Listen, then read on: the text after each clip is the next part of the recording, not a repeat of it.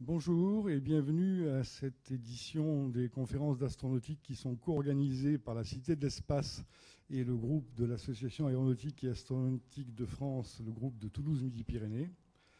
Cette fois-ci, nous abordons un sujet qui paraît un petit peu plus abstru que ceux dont nous avons l'habitude de traiter, puisque nous n'avons, au cours de cette année, jamais dépassé les limbes de la relativité restreinte lorsque nous avons traité du voyage interstellaire. Alors cette fois-ci, ce n'est pas de relativité restreinte dont il est question, mais de relativité générale, c'est-à-dire un tout petit peu plus compliqué, ou ne serait-ce qu'au niveau des fondements mathématiques. Mais je ne pense pas qu'on va vous faire un cours de mathématiques maintenant, et je compte sur notre conférencier, M. Alexandre Fauré, qui donc poursuit ses études supérieures de physique à l'Université de Montpellier. C'est 2, c'est ça Montpellier 2, oui. 2, d'accord.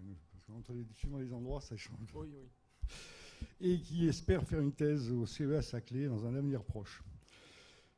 Donc moi, je ne vous en parlerai pas de la relativité générale, d'abord parce que j'ai tout oublié le peu que j'ai appris. Donc je vais le laisser s'exprimer à ce sujet et je vous souhaite une bonne assistance.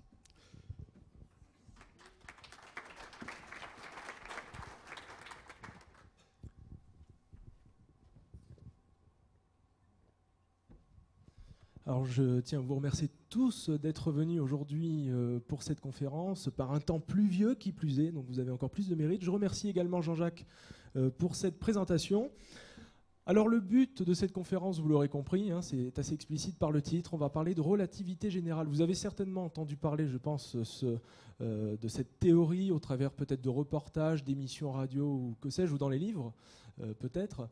Alors c'est une théorie créée par Einstein, on va en reparler, on va faire un petit peu d'historique, on va revenir jusqu'à Galilée, vous allez le voir dans quelques instants. On va essayer de comprendre un petit peu les notions intuitives de cette théorie sans aller dans le détail. Le but, c'est pas de vous noyer dans les équations ou de montrer des termes qui ne symbolisent rien pour vous, mais de vous donner une intuition sur ce qu'est la relativité générale. Qu'est-ce que ça veut dire lorsque l'on parle de contraction et de dilatation du temps et de l'espace? Est-ce que les théories dont on parle dans les films de science-fiction sont réelles? Est-ce qu'elles sont basées sur quelque chose de physique? Bref, on va un petit peu parler de tout, à petite dose, et vous donner les meilleures notions possibles pour que vous puissiez à votre tour approfondir le sujet si cela vous intéresse. Bonjour messieurs, n'hésitez pas à vous asseoir, il y a d'autres places. Je préfère quand même qu'on soit assis confortablement à ma conférence quand même. Surtout qu'elle doit durer à peu près 1 heure. Je vais peut-être un tout petit peu déborder de 10-15 minutes. Parfois c'est 1 heure, mais là je vais essayer de faire un petit peu plus rapide. Parce que vous allez voir qu'on a pas mal de choses à évoquer ensemble. Si vous avez des questions durant l'exposé, des questions vraiment cruciales qui vous tiennent à cœur, n'hésitez pas à les poser, mais il y a un temps de questions prévu à cet effet à la fin de la conférence, une 30aine de minutes, donc on fera ça plutôt à la fin. Mais s'il y a quand même des questions que vous avez en plein milieu d'exposé, n'hésitez pas. Eh bien, on commence tout de suite. Je vais vous présenter le plan. Alors le plan, rien de bien compliqué, vous allez le voir. On va parler dans un premier temps donc de l'historique de cette relativité générale, comment elle a été élaborée par Einstein, d'où elle provient, on va le voir dans quelques instants, la théorie en elle-même, ses concepts, ses applications, quelles incidences ont-elles dans le monde physique, dans le monde dans lequel vous vivez. La troisième partie, les applications, toujours sur le même sujet évidemment. Alors les applications, on s'éloignera un tout petit peu du sujet, on parlera de Big Bang, on parlera de trous noirs, de trous de verre. Toutes ces notions ont un rapport plus ou moins intime avec la relativité générale. C'est juste parce que vous en avez peut-être entendu parler que je l'évoque, encore une fois pour vous donner des notions un petit peu plus précises. Et la dernière partie, le résumé et les ouvertures, qui est une grosse partie aussi, puisque vous allez voir que je m'égare assez rapidement. Première partie qui commence par une citation. Alors j'ai mis cette citation, il s'agit d'Oskar Veblen, c'est un mathématicien qui a travaillé sur les concepts théoriques de la relativité restreinte et qui nous dit dans cette citation, en 2 mots, que les mathématiques, il ne faut pas en avoir peur, c'est un petit peu comme l'art ou la poésie, c'est une création de l'esprit humain. Il n'est pas forcément nécessaire d'être docteur en art ou docteur en poésie, je ne sais pas si ça existe, comme il n'est pas nécessaire d'être docteur en mathématiques pour apprécier les maths. Donc si vous voyez des équations qui vous font un petit peu peur, ce ne sera pas le cas. N'hésitez pas à essayer de les comprendre avec moi. D'ailleurs, c'est ce qu'on essaiera de faire ensemble. Un petit peu de maths quand même, en ce samedi après-midi. Première partie, l'historique. Alors vous allez voir que je mets toujours des petites citations d'Einstein en plein milieu des parties pour vous, tout simplement pour la culture générale, on va dire. Je ne vais pas vous commenter ces citations. Vous allez voir qu'il avait quelques avis bien tranchés sur la politique qui ne l'intéressaient guère, on va dire. En tout cas, il pensait plus et bien que les mathématiques étaient plus importantes et en tout cas, elles ont un caractère plus éternel que la politique. Ça, je pense que nous n'en doutions pas un seul instant. Première question, vous allez voir que c'est un petit peu interactif aussi. On essaye de faire une conférence confortable et interactive. Quel est le lien entre ces deux images? Il n'y en a qu'une pour l'instant, ne vous affolez pas. La deuxième, la voici. Je vous écoute. Quel est le lien entre ces deux images? La pesanteur. Alors c'est une bonne réponse, vous auriez pu me dire directement, mais peut-être qu'ils ont utilisé les ordinateurs Apple sur la Lune. Moi, c'est ce à quoi j'aurais pensé en tout cas. Newton et la gravité, quel rapport avec les hommes sur la Lune? La gravité, c'est évidemment le fil conducteur de ces deux images. Donc évidemment, je ne fais pas de pub déguisée pour Apple. Ces deux images, je vous les montre. Évidemment, la pomme, c'est un petit peu la coqueluche de cette conférence. La pomme, la gravité, Newton. Pourquoi la pomme tombe? À cause d'une force que vous connaissez tous, la force de gravité. Pour l'instant, gravité, je pense que ça parle à tout le monde. Du latin gravus, qui veut dire lourd. Quand on dit que quelqu'un est grave, c'est un petit peu la même chose, mais dans un sens détourné. Dans tous les cas, ce mot gravité, pour l'instant, on est tous d'accord là-dessus. C'est intuitif, on sait ce que c'est. Lorsqu'on saute, on est rattrapé par cette gravité qui nous attire au sol. Pour l'instant, rien de bien compliqué. Je pense que je vous apprends rien du tout. Alors, ces missions Apollo, évidemment, il fallait que je parle en deux mots de ces missions qui sont déroulées à la fin des années 60, en 1969, lorsque Neil Armstrong avait été le premier à poser le premier pas de l'homme sur la Lune, suivi de Buzz Aldrin et Michael Collins, vous savez, le troisième homme qui restait en orbite autour de la Lune pour rapatrier ses collègues après leur mission. Donc, quelques images ici pour vous montrer que c'est quand même, vous le savez, un des grands accomplissements de l'esprit et surtout de l'humain en tant que tel. Donc 1969, 1972, 380 kilos de roches lunaires qui ont été rapportées sur Terre. Vous voyez que la gravité, quand même, elle nous sert, elle nous permet de faire aussi des analyses. On a d'ailleurs une roche lunaire ici à la Cité de l'Espace au niveau 1 des expositions. J'en profite pour faire une petite pub, donc n'hésitez pas. Allez la voir. Vous voyez que je commence déjà à m'égarer, donc on va essayer de se recentrer sur le thème principal. Tout a commencé avec une pomme, je vous l'ai dit tout à l'heure. La gravitation, vous avez ici une définition formelle sur laquelle on ne va pas s'appesantir. La gravitation permet de définir le mouvement d'un corps, si on veut simplifier les choses. Que ce soit sa vitesse ou les variations de sa vitesse. Les variations de la vitesse, on appelle ça une accélération. Lorsque vous êtes dans une voiture, la variation de vitesse, le temps que vous atteignez 100 km/h, si vous ne conduisez pas sur des routes nationales, eh bien... Non, je dis ça parce que je suis en train de réfléchir en même temps à quelle vitesse on conduit sur les autoroutes, puisque je n'ai pas le permis. Évidemment, ça intéresse tout le monde. Donc ce que j'étais en train de dire, c'est que cette gravitation décrit le mouvement des corps à accélération ou vitesse, c'est ce que dit cette phrase en deux mots. Le premier homme à en parler, c'est pas Newton, c'est Galilée. Galilée, au XVIIe siècle, qui nous parle bien de cette gravitation. Alors, il en parle plus ou moins, il fait une expérience que vous connaissez peut-être tous, l'expérience du haut de la tour de Pise. Vous savez qu'il a lancé, ou il a plutôt laissé tomber deux objets de masse différentes du haut de cette tour de Pise pour voir si la masse de l'objet, la masse, c'est-à-dire la quantité de matière que vous contenez, influe sur la vitesse de chute de l'objet.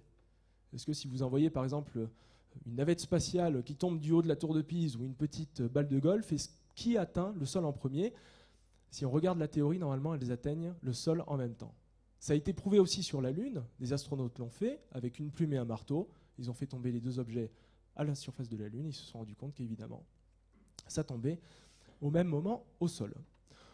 Donc ça, c'est juste pour vous dire que Galilée, c'est le premier à l'avoir réalisé, ce phénomène. Tous les corps tombent au sol avec la même vitesse. Et il a été aussi le premier à parler de relativité. Il en a fait beaucoup de choses, ce fameux Galilée. La relativité galiléenne, dont on parle un tout petit peu au lycée, il me semble, il faudrait confirmer ça.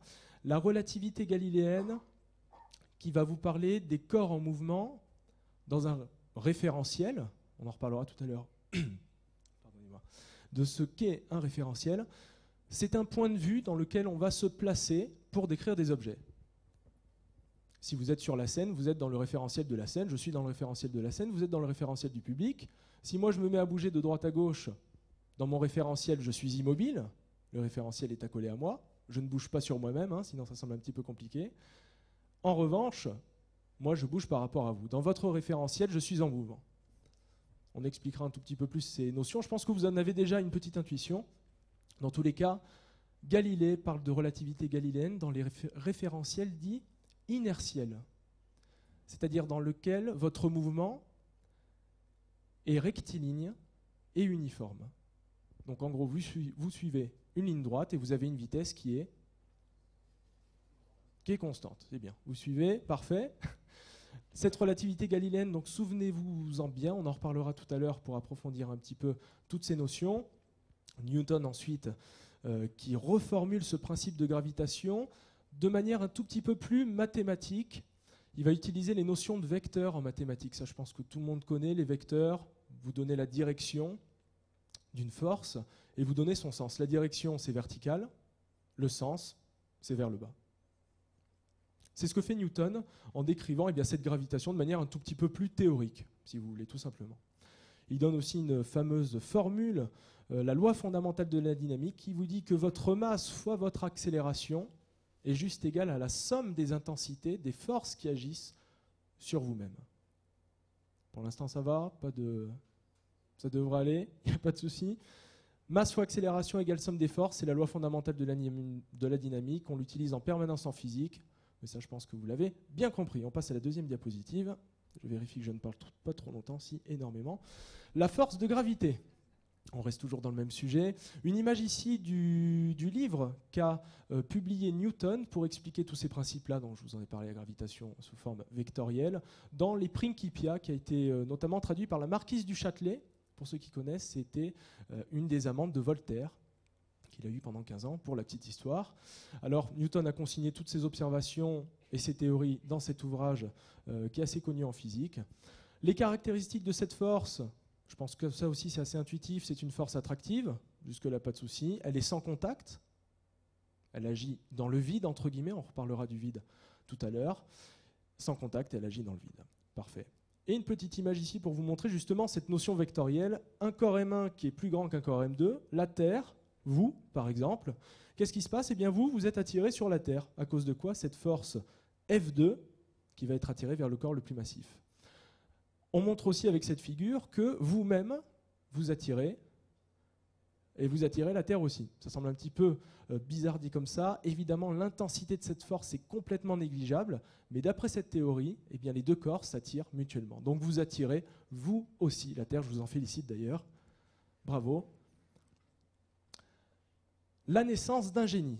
On a parlé de Galilée, Newton. Je pense que vous voyez de qui je veux parler. Notre fameux Albert Einstein, qui est né donc en Allemagne, vous le voyez en 1879. Alors contrairement à tout ce qui est dit, ce n'est pas un élève médiocre en mathématiques. Ça c'est totalement faux, il était très bon en mathématiques, il a passé le bac comme tout le monde. Alors on pense que cette légende viendrait du fait que le système de notation allemand est l'inverse du système de notation français. Donc du coup, dans la légende urbaine communément admise, on a pensé que Einstein était plutôt mauvais en maths, ce qui est absolument faux. Cependant, il n'est pas allé jusqu'à la thèse, puisqu'en 1902, il a à peu près 22-23 ans, il est employé au bureau des brevets à Berne. Qu'est-ce qu'il fait? Eh bien, vous avez des inventeurs qui viennent avec leurs inventions, normal. Que faisait Einstein? Eh bien, il décidait si ou non on devait apposer le sceau attestant de cette invention, donner un brevet, tout simplement. Donc ça, c'était une tâche un petit peu routinière, et un petit peu plus manuel que ce qu'il avait l'habitude de faire. Il le décrira lui-même d'ailleurs en disant que c'est une période importante de sa vie, puisqu'elle lui a permis de libérer son esprit en faisant une tâche manuelle. C'est un petit peu lorsque vous courez ou lorsque vous faites du sport, pour ceux qui en font, pour vous vider la tête. Bien, Einstein ne faisait pas du sport, il faisait de la voile, mais il était au bureau des brevets pour occuper ses mains, et son esprit, lui, était en train de peaufiner cette théorie de la relativité, la théorie de la relativité restreinte, dont on va parler dans quelques instants. Il rencontre une demoiselle, mademoiselle Mileva Maric, qu'il rencontre à l'Institut Polytechnique de Zurich. Ils se marient, ils ont d'ailleurs 2 enfants. Tout se passe plus ou moins bien pour eux, plus ou moins bien, sachant qu'Einstein apparemment est un mari exécrable à la maison. 1905, date importante, ses travaux les plus importants après la relativité, Les travaux sur l'effet photoélectrique. L'effet photoélectrique, c'est un effet que vous utilisez aussi tous les jours sans le savoir, lorsque des photons tapent sur un capteur d'appareil photo, un capteur numérique en règle générale, capte des photons pour transformer ces photons en intensité et surtout en courant électrique. C'est l'effet photoélectrique. La lumière arrive quelque part sur un récepteur. Si cette lumière est assez puissante, si vous envoyez par exemple un laser comme celui-ci sur une plaque de métal, eh bien vous arrivez à arracher les électrons qui précisément produisent le courant électrique lorsqu'ils sont en mouvement. Ça, c'est un effet qu'on utilise sans le savoir, cet effet photoélectrique. C'est Einstein qui a modélisé cette théorie. Et également le mouvement brownien. Le mouvement brownien, alors ça n'a rien à voir, c'est le mouvement qui décrit l'agitation thermique des molécules. Concrètement, vous prenez un grain de pollen, vous le mettez dans l'eau, vous mettez ce verre d'eau sous vide dans une cloche, et vous verrez que le grain de pollen, il bouge. Même s'il n'y a pas de vent, le grain de pollen bouge, il a un mouvement aléatoire, un mouvement qu'on appelle chaotique. Ce mouvement brownien est dû uniquement aux molécules qui ne sont pas gelées. Si vous êtes dans un fluide, c'est-à-dire qu'il est en permanence en mouvement, il y a toujours un mouvement résiduel, si vous voulez. On ne peut pas figer le mouvement, sauf si vous gelez les particules. Et vous le voyez d'ailleurs, lorsque vous avez de l'eau sous forme de glace, les molécules ne bougent plus, c'est pour ça que ça semble être un carré parfait. Ça va pour l'instant? Je ne parle pas trop vite, je demande un petit retour en même temps parce que je parle assez rapidement et je m'égare aussi très rapidement, comme vous le voyez. 1916, premier ouvrage sur cette théorie de la relativité dont on parlera juste après. 1921, prix Nobel. Alors prix Nobel, pas pour la relativité, mais pour l'effet photoélectrique dont je viens de vous parler. Alors évidemment, quand ils lui ont donné, ils ont aussi pensé à la relativité, lorsque Einstein l'avait élaboré donc quelques années auparavant, comme vous le voyez. Mais c'est plus sur cet effet-là qu'il y a eu beaucoup plus de retombées pratiques que celle de la relativité, que vous allez comprendre tout à l'heure. 1939, envoi de la lettre à Roosevelt pour le projet Manhattan, la bombe atomique, etc. Souvenez-vous qu'Einstein n'était pas pour l'emploi de la bombe atomique, c'était juste un message pour dire, écoutez, les Allemands, à côté de moi, ils sont en train de fabriquer quelque chose, ça risque de mal se passer. C'est en gros la lettre qu'a envoyée Einstein au président Roosevelt, qui était donc Einstein, qui était un grand pacifiste et non pas un guerrier. Qu'est-ce que la relativité? Vous voyez, on ne sait toujours pas ce que c'est. On va essayer d'approfondir cette notion. Alors là, vous allez me dire, vous n'allez toujours pas comprendre à quoi ça correspond. J'ai mis ces deux images parce qu'Einstein a encore fait une citation qui est assez amusante, qui consiste à dire que si vous mettez votre main sur une plaque chauffante pendant une minute, ça vous semble durer 1 heure. Vous pouvez essayer à la maison si vous voulez, vous verrez que c'est assez désagréable comme sensation. En revanche, plus agréable comme sensation, mettez-vous à côté d'une jolie demoiselle, j'ai mis ici l'image de Romy Schneider, pendant 1 heure et vous verrez que ça semble durer 1 minute. C'est ce que disait Einstein, la relativité, c'est ça, c'est cette notion de temps que vous sentez lors de vos expériences quotidiennes. Évidemment, c'est basé sur le temps psychologique qui n'a rien à voir avec la relativité. Lorsque vous dites le temps passe tellement vite, plus je vieillis, plus le temps passe vite, toutes ces notions-là, elles ne sont pas modélisées, c'est plus des notions de l'affect humain que vous pouvez ressentir et qui ne sont pas modélisées dans le cadre de cette théorie. Mais c'est ce que répondait Einstein pour vulgariser un peu cette théorie, en première approximation évidemment. La relativité restreinte, on y vient, on marque le premier pas vers la théorie de la relativité générale. Quels sont les concepts? En 4 mots, encore un peu de mal à compter. Définir un système inertiel. Donc là, qu'est-ce qu'on reprend? Le concept de relativité galiléenne dont je vous ai parlé tout à l'heure, tout simplement. Inertiel, rectiligne, uniforme, on considère aucun autre mouvement. Dès que ça accélère, dès que c'est une accélération qui n'est pas continue, vous ne pouvez plus appliquer la relativité restreinte. Les lois de la physique sont les mêmes pour n'importe quel observateur. Souvenez-vous, on reparle encore une fois de référentiel. Imaginons 2 référentiels. Vous êtes sur le quai de la gare, vous attendez votre train. Vous avez un personnage, par exemple votre frère, votre ami qui est dans le train. Eh bien, lorsque vous définissez le mouvement, vous devez définir le référentiel. Mais si vous êtes en train de faire une expérience dans l'un des référentiels, si le référentiel est en mouvement rectiligne et uniforme, si vous êtes dans un train qui va tout droit et qui a une vitesse constante, si par exemple vous vous amusez à jongler, qu'est-ce qui se passe? C'est la même chose que sur le quai. Il n'y a rien qui change. Vous pouvez essayer encore une fois, essayer de jongler dans un train, essayer de jongler sur le quai. Jusqu'à preuve du contraire, il n'y aura pas de grande différence. C'est ce que dit Einstein dans un référentiel inertiel. Aucune différence entre les 2 mouvements. Pas de moyen de les distinguer, tout simplement. Troisième loi qui est une conséquence des deux dernières, c'est que C, la lettre C, désigne la vitesse de la lumière invariante dans le vide, qui est de 300 000 km par seconde. Donc vous voyez, en une seconde, on fait 300 000 km. Elle est assez importante, cette vitesse. Elle n'est pas instantanée, même si à notre échelle, elle semble très rapide. Vous verrez pourquoi j'insiste sur cette notion de non-instantanéité. On en reparlera tout à l'heure. Dans tous les cas, C égale 300 000 km par seconde. Vous rangez ça dans la table des constantes à savoir par cœur. Je pense que c'est déjà fait. Vous êtes un très bon public, je n'en doute pas. Quatrième notion de distance et de temps qui n'ont pas la même signification physique. J'ai été un petit peu vague ici. C'est juste que lorsque vous allez parler de temps, de distance, lorsque vous allez regarder votre montre ou calculer un intervalle de temps en disant « je suis dans le train », on reprend l'expérience des trains, « je suis dans le train, ça fait depuis 5 minutes que je suis en train de jongler ». Votre collègue, il est sur le quai de la gare, il est en train de jongler aussi, au même moment, il dit « ça fait 5 minutes que je suis en train de jongler ». Cependant, votre collègue qui est sur la gare, lorsqu'il regarde le collègue qui est dans le train, si le train est assez loin, eh bien il aura l'impression que ce collègue ne jongle pas pendant 5 minutes, mais pendant un temps plus long.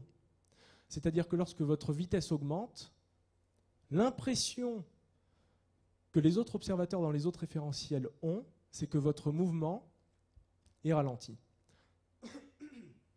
Par exemple, vous prenez l'avion, vous regardez au sol ce qui se passe, vous êtes typiquement à 10 km d'altitude. Si vous regardez les voitures, vous aurez l'impression qu'elles se baladent un tout petit peu plus lentement que si vous êtes dans la rue en train de les regarder. Encore une fois, il y a plusieurs aspects qui jouent, mais c'est pour vous donner cette notion-là. Vous êtes en mouvement, conséquemment, eh bien, vous avez l'impression que c'est un tout petit peu plus ralenti lorsque vous regardez des objets, des personnages. Excusez-moi, je vais devoir boire un petit peu dans pas longtemps. Cette vitesse, ces mouvements semblent ralentis à cause de votre vitesse. Alors imaginez si on va à la vitesse de la lumière. Et plus on atteint la vitesse de la lumière, plus les mouvements sembleront distordus par rapport à vous. On va en reparler tout à l'heure, ça semble peut-être un peu vague. Oui ? Non, ça va ? Non, vous êtes super calé là-dessus. On va expliquer ça tout à l'heure. J'essaie de vous donner vraiment l'intuition de la théorie. Je vais expliciter ça avec la théorie de la relativité générale. Mais ce ne sont pas des choses qui sont triviales. Et l'équation de la conservation de la masse, ça quand même, je pense que vous connaissez. L'équation la plus connue au monde, E égale MC carré, MC2, E égale MC carré, parfait, vous voyez, vous en connaissez plus que moi. E égale MC carré, l'énergie est égale à la masse d'un corps, multiplié par C, souvenez-vous, la vitesse de la lumière, au carré. Si vous prenez une toute petite masse, aussi infime soit-elle, n'importe quoi, multiplié par 300 000 km par seconde fois 300 000 km par seconde, il faudrait qu'on voit les unités, vous imaginez qu'avec une toute petite masse, vous arrivez à dégager une quantité très importante d'énergie. C'est le principe de la bombe nucléaire, la bombe atomique. Avec une toute petite quantité de matière, vous arrivez à dégager de l'énergie colossale. C'est le principe de la bombe, on l'évoquera encore une fois tout à l'heure. Cette équation, vous la connaissez, c'est une conséquence de cette relativité restreinte. Elle appartient à la relativité restreinte et n'a rien à voir avec la théorie de la relativité générale. La théorie de la relativité générale, vous le verrez après, greffe d'autres concepts à ceci. Donc là, c'était la partie la plus théorique. Il y en a une autre qui vous attend en deuxième partie, mais là, on va essayer d'être un tout petit peu plus light. Les applications de cette relativité, plusieurs expériences, des expériences d'optique pour voir un petit peu comment y modifier le trajet de la lumière lorsque vous avez un référentiel en mouvement. C'est ce que Michelson-Morley ont fait. C'est ce que Fizeau aussi ont fait. On ne va pas rentrer dans le détail. Les horloges atomiques. Ça, c'est un tout petit peu plus important, il faut insister là-dessus.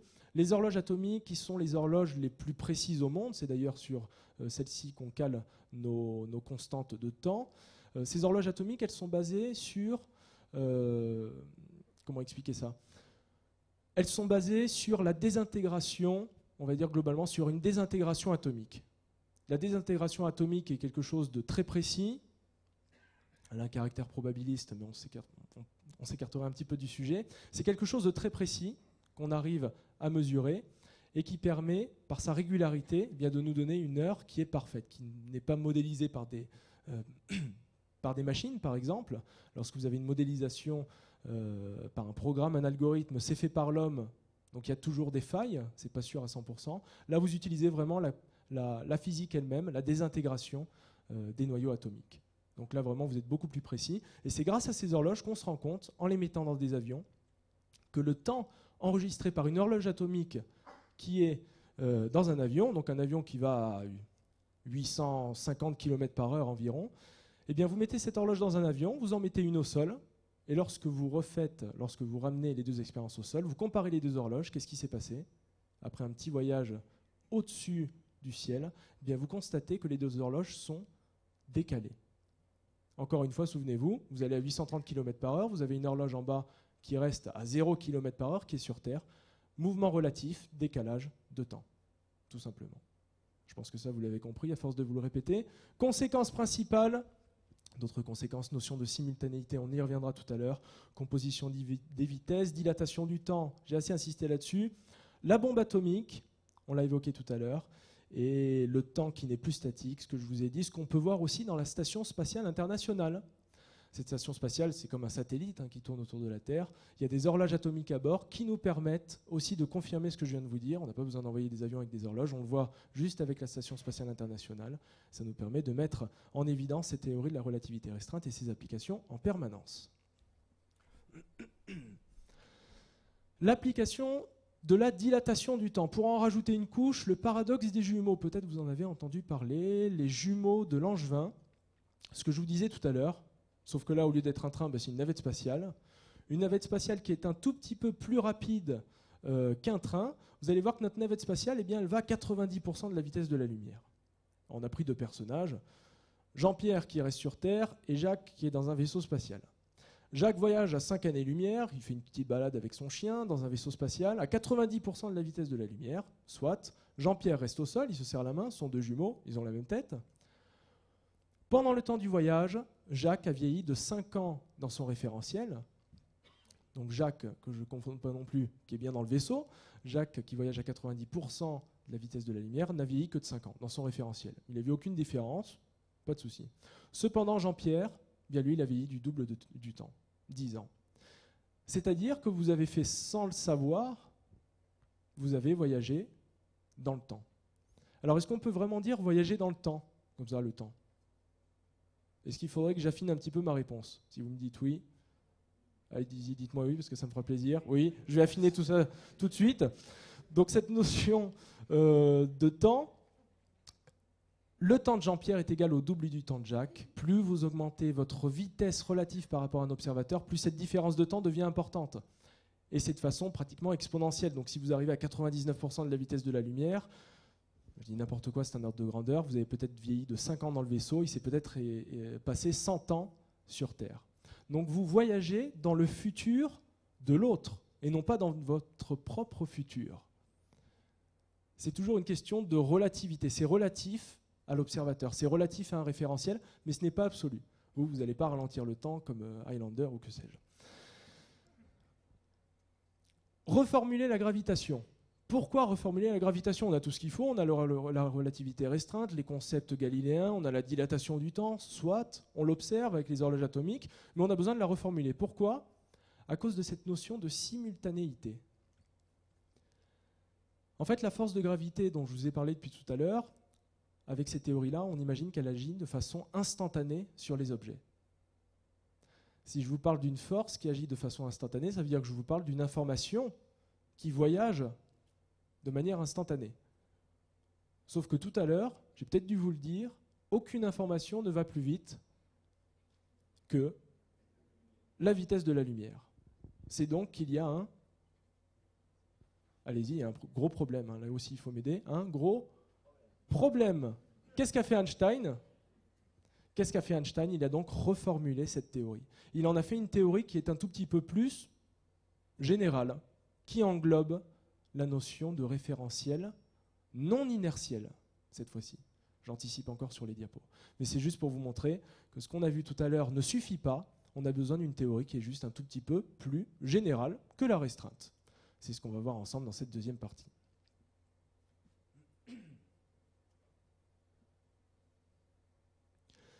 L'espace-temps, on l'a évoqué tout à l'heure, bien sûr qu'on l'a évoqué, on l'a utilisé sans le savoir. Vous m'excusez 2 petites minutes, je vais prendre un petit peu d'eau, ça commence à être critique. Cette notion d'espace-temps, on l'a évoqué tout à l'heure sans que vous le sachiez. Lorsqu'on a parlé de référentiel, nous nous placions dans l'espace-temps. On va l'évoquer dans quelques instants. Cette notion d'espace-temps, j'avance les diapositives pour pas que vous vous ennuyiez pendant que je bois mon eau.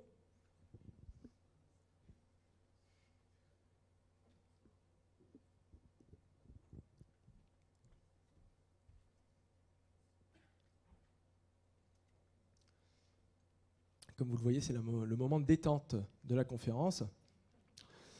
J'ai mis le mot espace-temps, j'ai mis quatre images.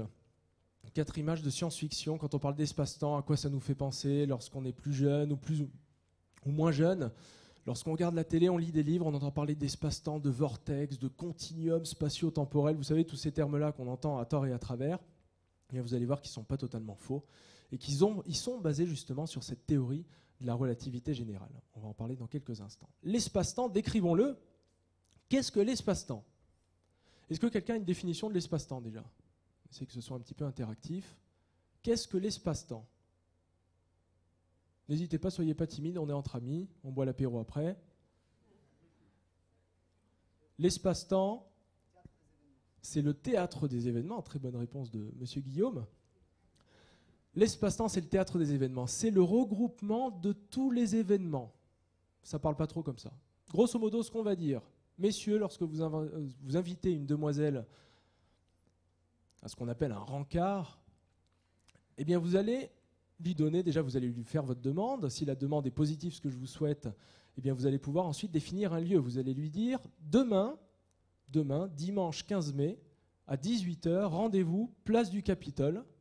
J'espère que vous avez un bon porte-monnaie, un bon portefeuille, bien rempli, pour aller manger une glace, un dimanche. Tout ce qu'il y a de plus normal. Ce que je viens de vous dire dans cette phrase, je vous ai parlé d'espace-temps. Je vous ai dit, la première information, c'est à 18h. Je vous ai donné une information temporelle. Je vous ai dit place du Capitole. Vous allez sur Google, si vous ne connaissez pas la place du Capitole, c'est à Toulouse, je vous en informe. Vous allez sur Google, vous mettez place du Capitole, vous allez trouver des coordonnées de longitude, de latitude et de hauteur par rapport à la mer, si on veut un petit peu exagérer les choses. 3 coordonnées, plus une coordonnée temporelle, 3 d'espace, 1 de temps, au total 4 coordonnées. 4 dimensions, chacune des coordonnées constitue une dimension. Donc grosso modo, l'espace-temps, ce sont tous les événements à un endroit donné et à un temps donné. Rien de bien compliqué. Encore une fois, tout ça c'est très intuitif, c'est juste qu'on met des mots un petit peu compliqués pour empêcher les personnes de comprendre ces notions-là, tout simplement. On passe à un outil dont vous allez avoir besoin pour me suivre, plus ou moins besoin évidemment, j'exagère un petit peu. Lorsque vous tracez une ligne sur une feuille, prenez un crayon à papier, vous prenez une règle, vous tracez, ok. Vous voulez savoir combien mesure ce segment. Quelle est la longueur de ce segment? Vous prenez votre règle, puis vous mesurez 2 cm, 3 cm. Vous avez besoin d'une règle. Dans l'espace-temps, il faut considérer l'espace-temps comme une entité. Le temps et l'espace sont indissociables l'un de l'autre. Vous ne pouvez pas parler de temps sans parler d'espace. Ça n'a aucun sens. C'est comme si vous me disiez je suis en train de marcher dans l'espace X, mais je ne marche pas dans l'espace Y. Non, non, c'est forcément lié. On est dans un espace en 3 dimensions. Je ne sais pas si mon exemple est très clair. Encore une fois, je crois qu'il est un petit peu bizarre. Dans tous les cas, je pense que vous avez compris. On ne peut pas dissocier l'espace du temps. Ça, c'est une notion importante à avoir. On a besoin donc d'une règle spatio-temporelle. Une règle qui mesure à la fois la distance et le temps. Cette règle, on l'appelle la métrique. Ce qu'on appelle la métrique, tout simplement. C'est votre règle d'espace-temps, cette métrique. Et elle vous permet de définir des espaces. Un espace-temps plat, par exemple. On dira que ça correspond à la métrique de Minkowski, du nom de son inventeur.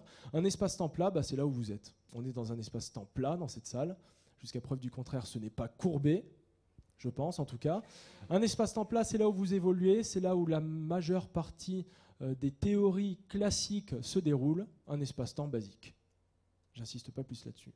S'il y a un espace-temps plat, je pense que vous allez comprendre très rapidement qu'il existe aussi des espaces-temps courbés qui correspondent à une autre métrique, un autre type de règle qu'on appelle la métrique de Schwarzschild, si on arrive à bien prononcer, qui décrit le continuum d'espace-temps courbé par une énergie. On analyse quelques secondes les mots. Continuum, c'est juste que c'est un espace-temps qui est continu. Courbé par une énergie. Courbé par une énergie c'est aussi, on l'a vu tout à l'heure, E égale mc carré, une énergie c'est une masse. Donc une masse ou une énergie, si vous la mettez sur l'espace-temps, dans l'espace-temps, eh bien vous provoquez une courbure. L'exemple le plus simple pour s'en souvenir, c'est d'imaginer que l'espace-temps, c'est un drap tendu. Vous avez un drap, si on en avait un, on aurait fait l'expérience tous ensemble, un grand drap qu'on étend. Et sur ce drap, lorsqu'il n'y a pas d'énergie, lorsqu'il n'y a pas de matière, ce drap, si vous l'étendez bien, il est tout simplement plat. Si vous commencez à mettre des objets, par exemple une boule de pétanque, une boule de golf, n'importe quoi, qu'est-ce qui se passe? Le drap va être courbé à l'endroit où vous mettez cette boule de pétanque ou cette boule de golf. Vous voyez, ça semble assez basique. C'est quand même sur ce principe-là, cette notion-là, que repose la théorie de la relativité. Donc, qu'est-ce qui se passe? Dans la métrique de Schwarzschild, qui est donc valable pour des objets sphériques qui ne sont pas en rotation, pour la petite information, ces objets-là, ils courbent l'espace-temps, par exemple la Terre, par exemple le Soleil. Est-ce que vous courbez l'espace-temps? Vous êtes bien un objet, ou en tout cas une personne, pardonnez-moi, sur le damier spatio-temporel, on vous pose sur l'espace-temps, vous courbez aussi le temps. Donc chacun de vous, ici, vous êtes en train de bien courber d'ailleurs l'espace-temps, hein, surtout dans la fosse. Contrairement à vous, moi je courbe peu l'espace-temps. C'est ce qu'on pourrait dire. On va essayer de trouver des petites analogies, c'est pas très évident comme ça. En tout cas, la masse, l'énergie courbe l'espace-temps. Vous allez voir, ça je vais le répéter assez souvent. Les concepts de relativité générale, je vous l'ai dit tout à l'heure, on prend la restreinte et on l'applique en plus aux référentiels non inertiels, c'est-à-dire ceux qui ne sont pas en mouvement, rectiligne et uniforme à vitesse constante. C'est-à-dire que là, tout est permis. Vous faites ce que vous voulez, une accélération constante qui diminue, qui augmente, qui accélère, un mouvement courbé dans n'importe quel sens. La relativité générale, elle est générale, elle prend tout en compte. Vous pouvez tout expliquer dans l'univers avec cette théorie-là et vous allez voir qu'on peut aller très très loin. Relativité restreinte, chaque mouvement considéré dans un référentiel donné. Je pense que vous connaissez la musique. Deuxième principe, le principe d'équivalence. Encore une notion relativiste. Il faut voir qu'il existe la masse inertielle et la masse pesante, qui sont deux notions qu'on distingue, mais qui sont équivalentes en physique. La masse pesante, c'est lorsque vous faites du saut à l'élastique sans élastique. Vous êtes attiré vers le sol. Je vous conseille quand même d'avoir un élastique. Mais vous sentez la force de gravité. Qu'est-ce que vous sentez? Une accélération constante vers le sol. En revanche, si on enlève la gravité et que je simule une accélération constante dans l'espace, eh bien vous-même, vous allez ressentir le même effet qu'une chute dans un champ gravitationnel. Encore une fois, c'est une notion de point de vue. Gravité, vous tombez, ok, vous sentez le ventre, l'estomac qui se balade un petit peu dans le corps. On vous met dans l'espace tout seul avec une combinaison et on vous propulse de façon constante, eh bien vous allez sentir la même chose. Ces deux notions-là ne peuvent pas être distinguées, même si elles ont deux noms différents. La masse pesante, gravité, est différente et équivalente de la masse inertielle, celle sur laquelle vous allez subir des accélérations. La dynamique de l'espace-temps, le temps peut être contracté ou dilaté. On en a parlé avec la relativité générale, et avec la relativité restreinte, pardonnez-moi. Cette fois-ci, vous allez voir qu'avec la relativité générale, c'est aussi cohérent. Lorsqu'on pose un objet, souvenez-vous, les boules de pétanque, les boules de golf, vous-même, vous courbez, on a dit, l'espace-temps. Je vous ai dit que le temps était indissociable de l'espace. Donc si vous courbez l'espace, vous courbez aussi le temps. C'est-à-dire qu'on retombe sur nos pattes, on reparle de dilatation ou de contraction du temps qu'on avait évoqué en relativité restreinte, mais cette fois-ci dans le cadre d'une théorie un petit peu plus générale qui parle de masse et d'énergie qui courbent ce tissu. Je reformule, la masse, l'énergie courbe le tissu, et en fonction de l'intensité de la courbure, eh bien vous contractez ou vous dilatez le temps ou l'espace. Et vous allez voir que vous connaissez des manières très importantes, voire même critiques de les contracter, ces notions-là, et de tordre l'espace-temps d'une manière que vous connaissez aussi également, on va en reparler ensemble, je suis en train d'anticiper, c'est pas bon. Cette notion d'espace-temps, encore une fois, là j'ai trouvé une petite vidéo qui peut être assez sympathique. L'espace-temps en 4 dimensions, en tout cas ici en 3 dimensions, que vous voyez par un quadrillage qu'on va ramener à 2 dimensions, c'est-à-dire un espace-temps plat, sur lequel vous mettez une masse. Regardez ce que fait le Soleil, il tord l'espace-temps. Comme je vous ai dit tout à l'heure, on rajoute la Terre qui tourne autour du Soleil, la Terre aussi, courbe cet espace-temps. Mais qu'est-ce qui se passe? Eh bien, elle suit la courbure créée par le Soleil. C'est-à-dire qu'on arrive Donc là, ça n'a rien à voir. Ces deux personnages qui vont nous parler dans quelques instants, c'est tiré d'une vidéo de vulgarisation. Vous allez voir d'autres images en relation dans quelques instants, j'espère. Ce que je vous ai expliqué tout à l'heure, la matière et l'énergie qui courbent l'espace-temps, on contracte les distances ou on les dilate, idem pour le temps. Mais ça explique aussi pourquoi notre planète tourne autour du Soleil.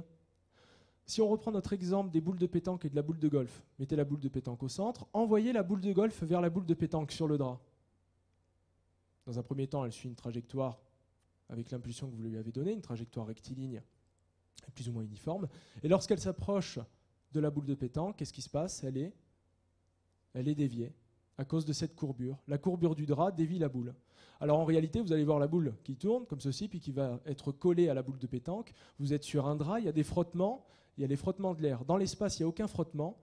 Si un objet tourne autour d'un autre, il peut y rester, pas de façon infinie, mais en tout cas pendant un certain temps. C'est notre cas. Le Soleil tourne autour de la Terre à cause de la courbure créée par notre Soleil. Et si notre Soleil avait une masse plus importante, eh bien il courberait d'autant plus l'espace-temps. Et si on dépasse une masse critique, vous allez voir que ça devient encore plus problématique. C'est ce qu'on appelle les trous noirs. On en reparlera dans quelques instants, si vous arrivez toujours à me suivre, évidemment.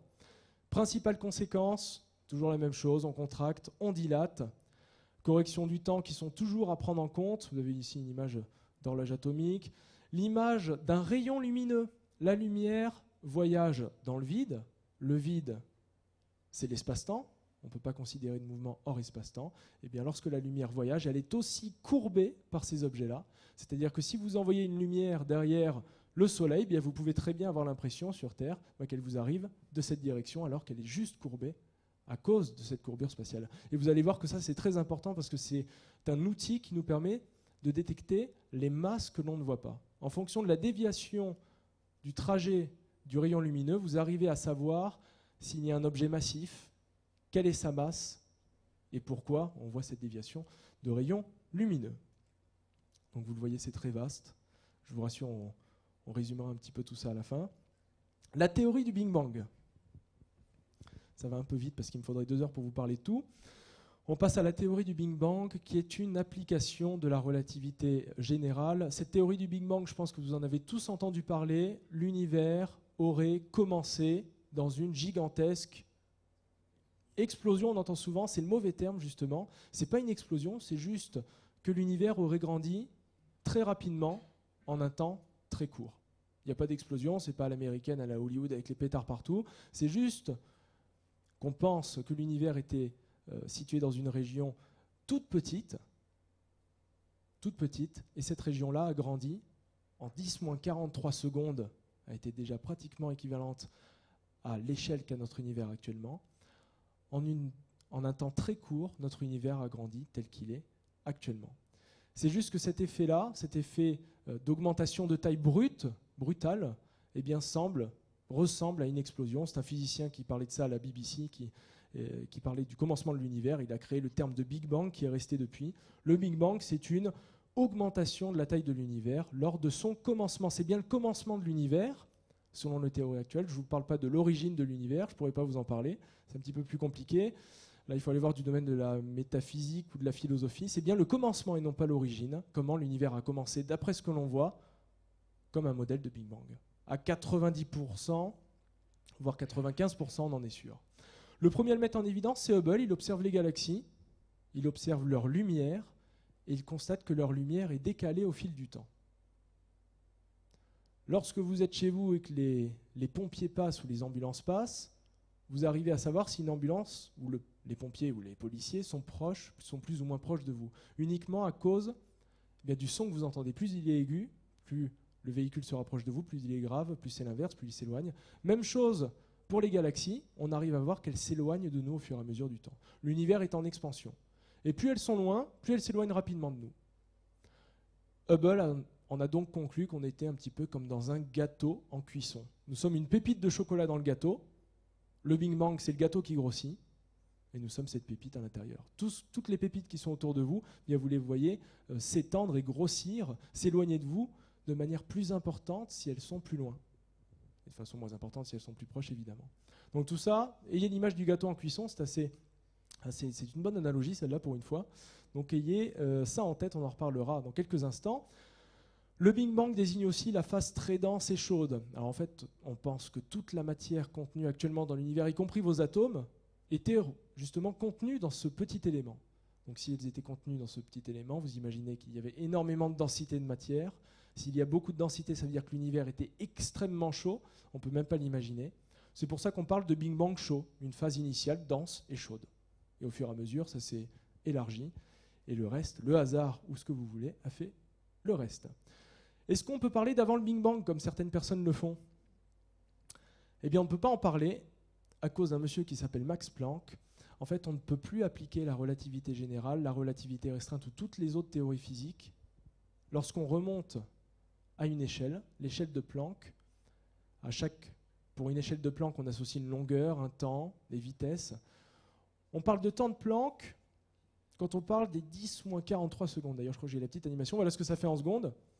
Donc on n'arrive pas à descendre en dessous de ça. On ne sait plus ce qu'il y a, c'est déjà pas mal. On a une plutôt bonne précision sur les modèles. Même chose pour la longueur de Planck. En dessous de ces distances, on n'arrive pas à savoir ce qui se passe. C'est la limite de la physique. Il faut trouver autre chose, trouver d'autres théories physiques. On ne peut pas dire ce qu'il y a avant.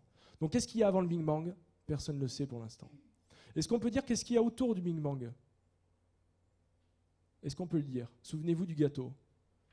Puisque le Big Bang, c'est le gâteau, si vous voulez regarder à l'extérieur de ce qu'il y a autour du gâteau, il y a un four, on s'en doute.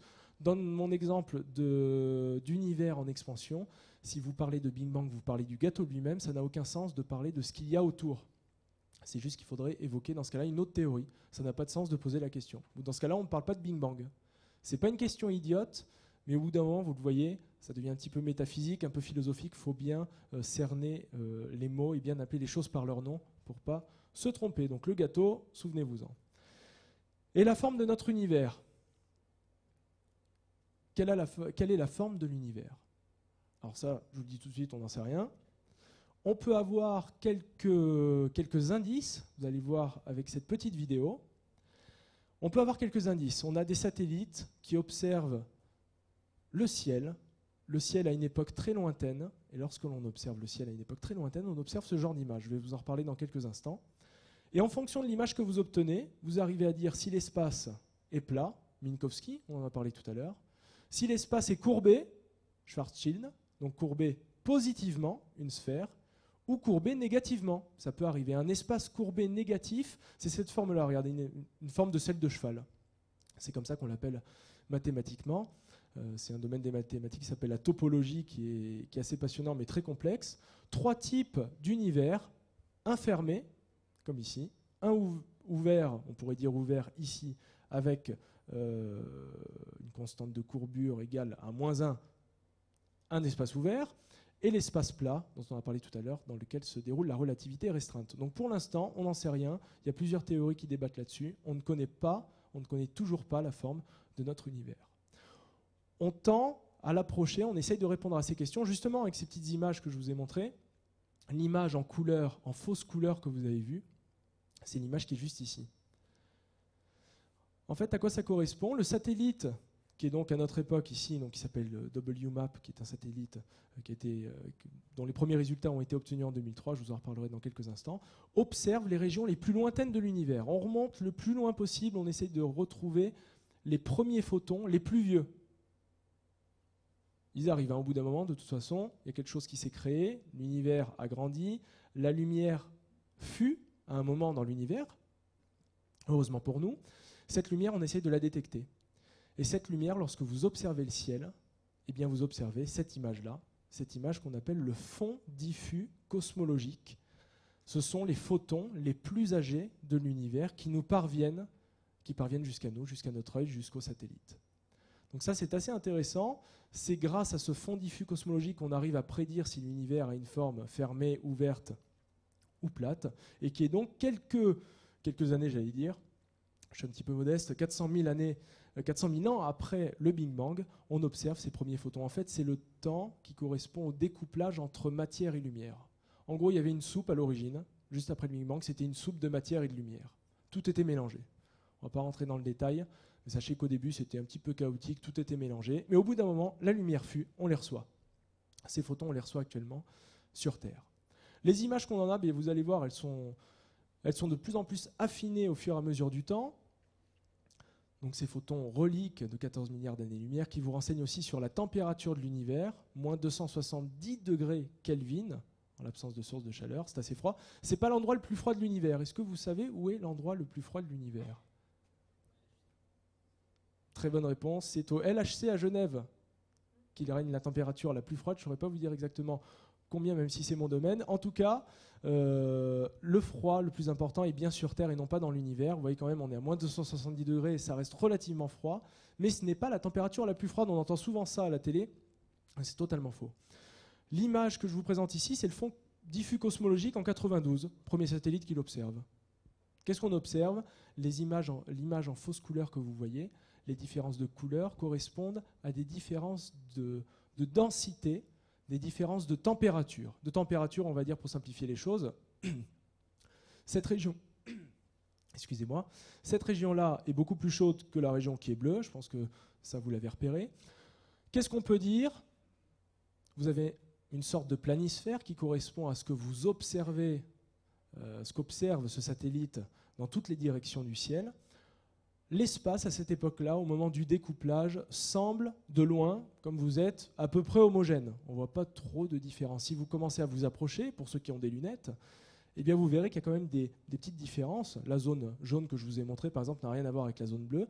Donc, à grande échelle, l'univers est homogène. C'est à peu près la même chose partout, hein, c'est un tissu constant. Mais dès que vous essayez de regarder dans le détail, il y a quand même des fluctuations. Il y a un peu plus de densité ici, un peu plus de chaleur là.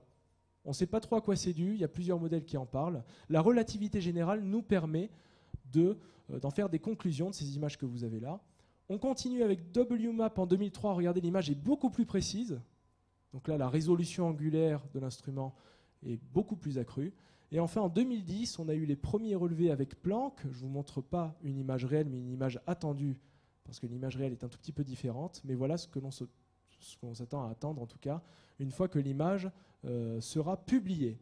Donc vous le voyez, au fur et à mesure, on affine nos mesures et on montre bien que l'espace est loin d'être homogène si vraiment on analyse tout ça dans le détail.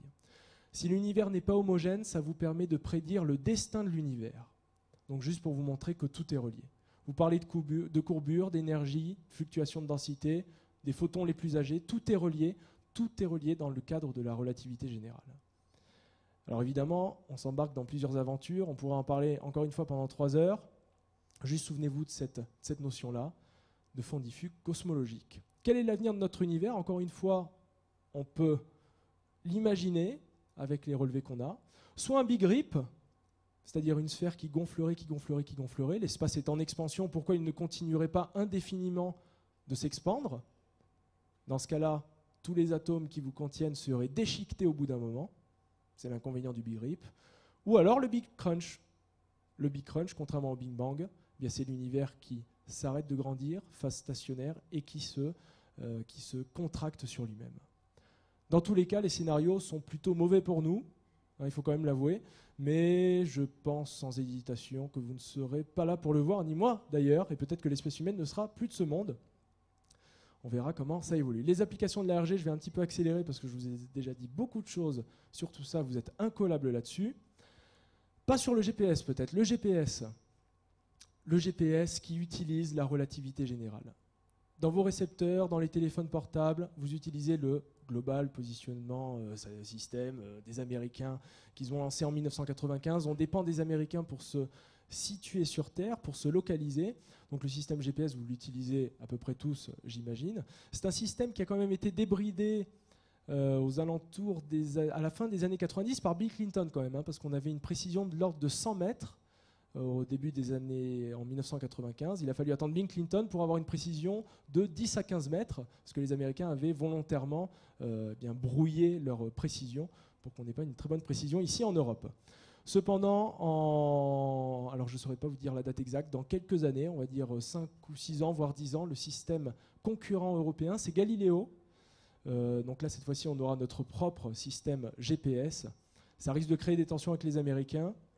Dans tous les cas, certains satellites de Galileo sont déjà en place autour de nous, mais on ne peut pas l'utiliser pour l'instant. Ce sera dans quelques années.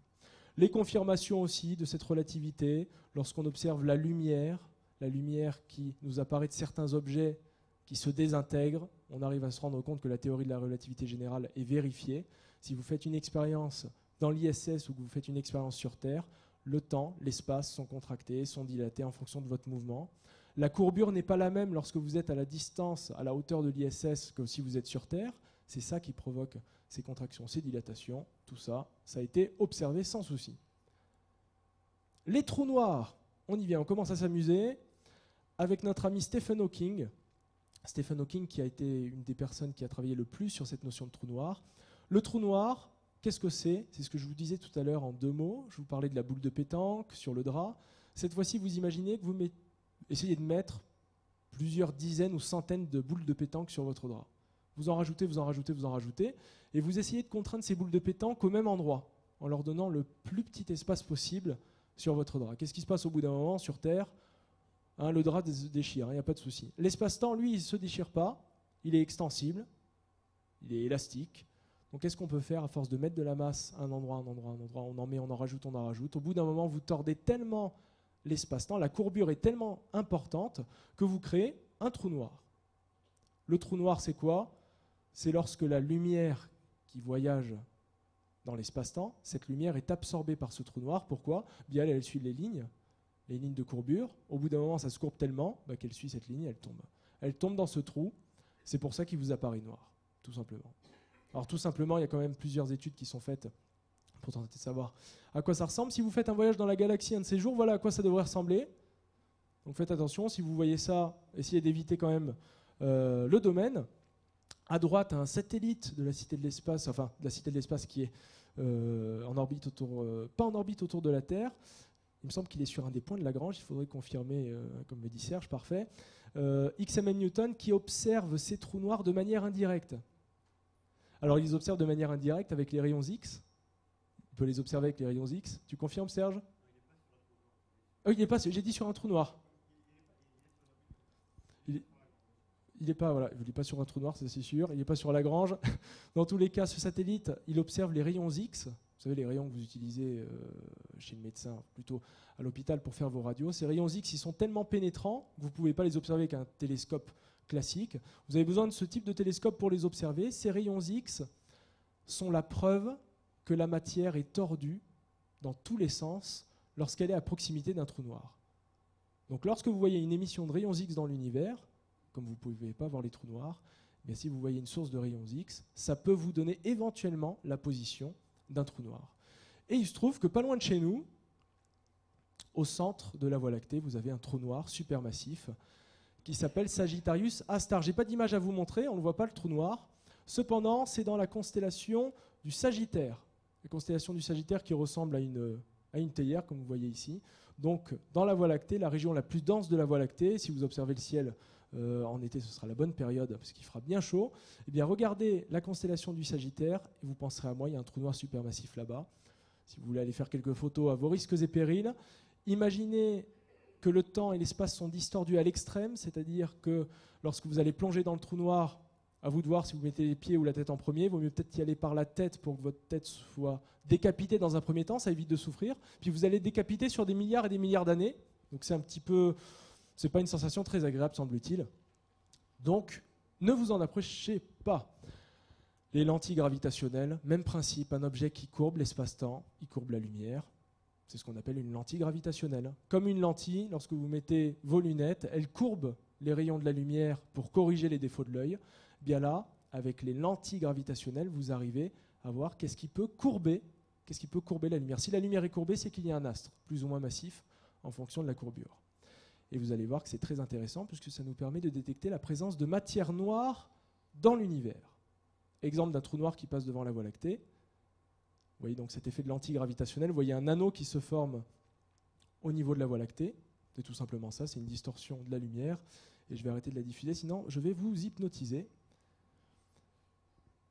Les lentilles gravitationnelles, donc typiquement, regardez cette image de galaxie. Donc là, vous la voyez dans le domaine visible. On se dit la matière, elle est rassemblée dans toute cette distance-là. Et cependant, lorsqu'on fait des calculs un tout petit peu plus précis avec la relativité générale, on se rend compte que la région visible, c'est juste ça, et qu'il y aurait de la matière qui s'étend encore plus loin que la partie visible. Et cette matière, le problème, c'est qu'on ne la voit pas. Comme on ne la voit pas, on la détecte indirectement avec les rayons lumineux qui sont déviés. Ils sont déviés, il y a de la matière autour. Ce n'est pas plus compliqué que ça, en théorie, en première approximation. Alain Blanchard, qui travaille d'ailleurs dessus, qui fait une conférence aujourd'hui, il me semble. Les trous de verre, autre chose, c'est un trou noir qui serait connecté à un autre trou noir. Alors là, inutile de vous dire qu'on part dans des théories exotiques. C'est une des conséquences théoriques prédites par la relativité générale. Vous voyez qu'on a déjà prédit pas mal de choses. Si elle est bonne jusqu'au bout, cette théorie, il existe des trous de verre. C'est-à-dire que vous tombez dans un trou noir, déjà il faut que vous y résistiez, vous êtes toujours décapité sur plusieurs milliards d'années. Cependant, vous avez un tube. On ne sait jamais, les morceaux peuvent voyager comme ça d'un point à l'autre de l'univers. En fait, on stipule que vous avez un trou noir d'un côté, un trou blanc de l'autre. Pourquoi? La lumière est aspirée d'un côté, elle ressort de l'autre. C'est plus un trou noir, c'est un trou blanc, tout simplement. Vous avez un trou de verre qui est créé, et ça donne ce genre de choses lorsque vous regardez les vidéos de science-fiction, notamment Stargate. Stargate se base sur ce genre de théories qui sont encore une fois purement exotiques et qui ne sont pas confirmées, je préfère vous le dire, mais bon, ça fait partie des choses assez amusantes de la relativité. Les ondes gravitationnelles, lorsque vous lancez un caillou à la surface de l'eau, qu'est-ce qui se passe? Vous avez des ondes qui sont produites. Lorsque vous avez une étoile qui est en fin de vie, qui se contracte sur elle-même, il se forme une sorte de cataclysme. Ce cataclysme, vous pouvez le ressentir dans l'univers par les ondes que va émettre ce cataclysme dans l'espace-temps. C'est-à-dire que vous allez avoir des ondes qui vont être produites pour tous les phénomènes violents de l'univers. Vous jetez un galet dans l'eau, il y a des ondes.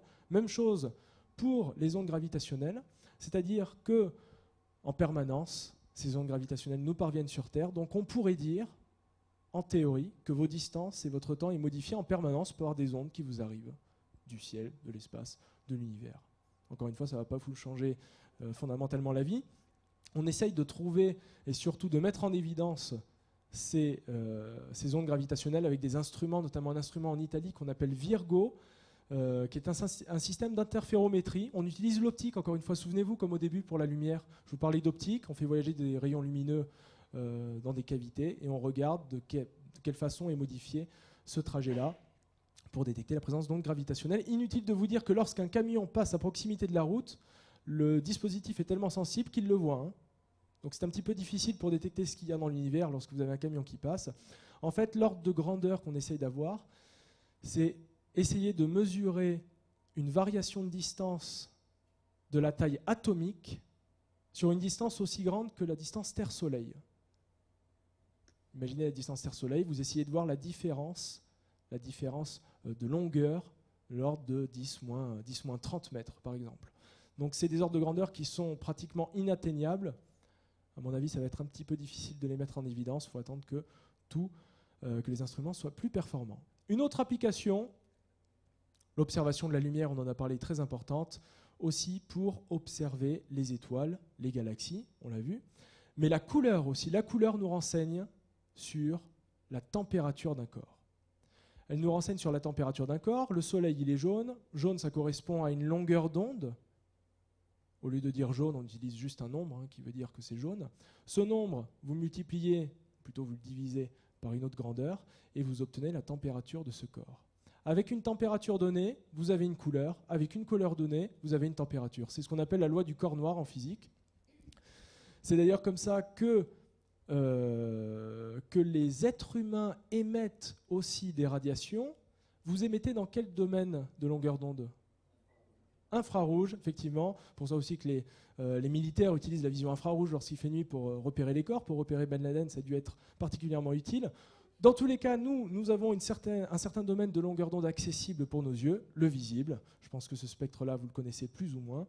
Souvenez-vous de plutôt la loi du corps noir, mais surtout qu'à une température donnée est associée une couleur. Parfait. Si vous êtes endormi à ce stade-là, je vous comprends, je vais essayer de vous rattraper.